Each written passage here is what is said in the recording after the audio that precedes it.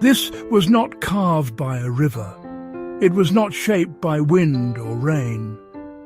This valley was cut by a river of ice, a mile thick, moving at the speed of geology. And when the ice melted, the sea rushed in. What was once a glacier's path became one of the most dramatic landscapes on Earth. Norway's coastline is not a straight line. It is a fractured edge. More than 1,000 fjords cutting into the land like cracks in ancient stone. Some stretch more than 200 kilometers inland. Some plunge more than 1,300 meters deep. From above, they look like scars. From the water, they look like cathedrals. The walls rise almost vertically, polished smooth by the weight of ice that once filled this entire valley. Waterfalls drop from heights that seem impossible, fed by snowfields still melting in the high country. And beneath the surface, the fjord floor drops deeper than the surrounding sea. A drowned valley that holds secrets going back 2.5 million years. To understand what you are seeing, you have to go back to a time when Norway was buried. When the entire Scandinavian peninsula lay under an ice sheet 3 kilometers thick, heavy enough to push the Earth's crust down by hundreds of meters. This is not just a landscape, it is the footprint of a frozen world.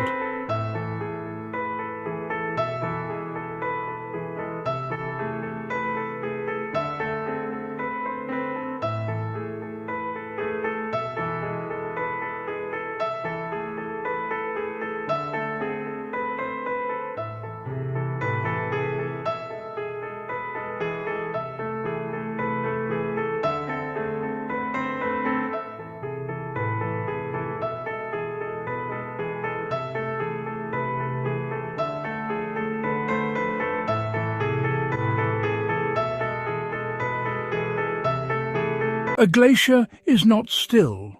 It moves, a few meters a day, a few kilometers a year. And as it moves, it picks up everything in its path. Rocks, boulders, sediment, frozen into the base of the ice like teeth. This is the tool that carved Norway. Rivers cut V-shaped valleys, sharp at the bottom, narrow. But a glacier cuts a U. Wide at the base, steep at the sides. The ice doesn't just cut downward, it scours sideways, widening the valley as it deepens it.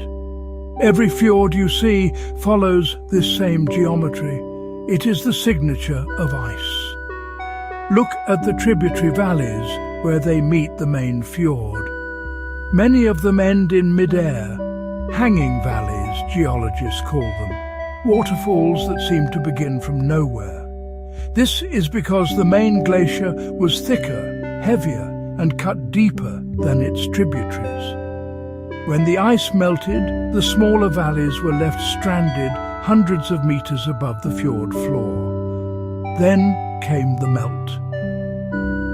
Around 10,000 years ago, the climate warmed. The ice sheet that had covered Norway for 100,000 years began to collapse.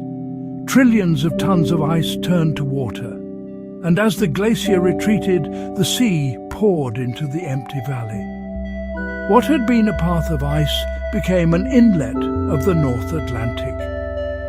But the story does not end there. The ice had been so heavy, 3 kilometers thick, pressing down with billions of tons of force, that it had pushed the entire crust of the Earth downward. When the weight lifted, the land began to rise. This is isostatic rebound. Norway is still rising today, centimeters per century, still recovering from the ice.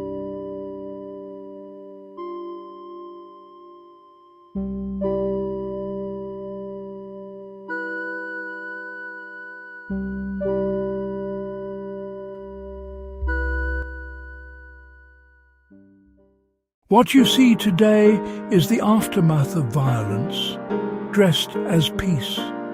The water is dark because it carries glacial silt, fine rock powder ground from the mountains over millennia.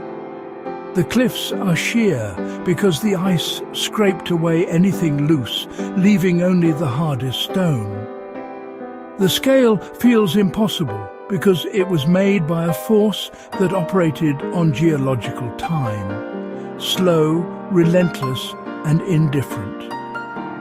The Sognefjord alone, Norway's deepest and longest, reaches 1,308 meters below sea level at its deepest point. For comparison, the Empire State Building is 443 meters tall. You could stack 3 of them in the Sognefjord, and the top would still be underwater. The walls rise more than 1,700 meters above the water. The total relief, from fjord floor to mountain peak, exceeds 3,000 meters. That is a vertical 1.5 miles of rock cut by ice. Every fjord is a record of time.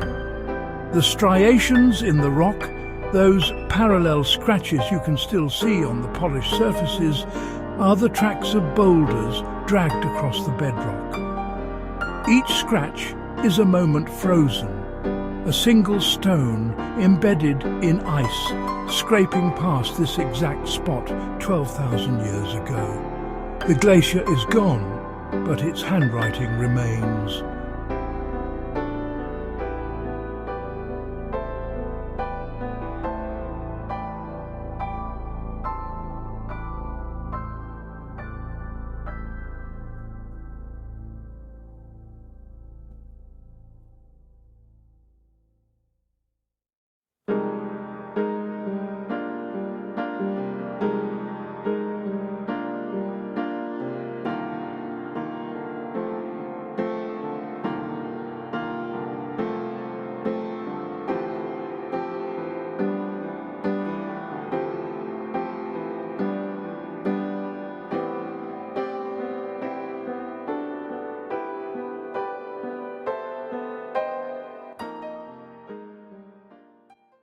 The same forces that carved Norway are still at work around the planet.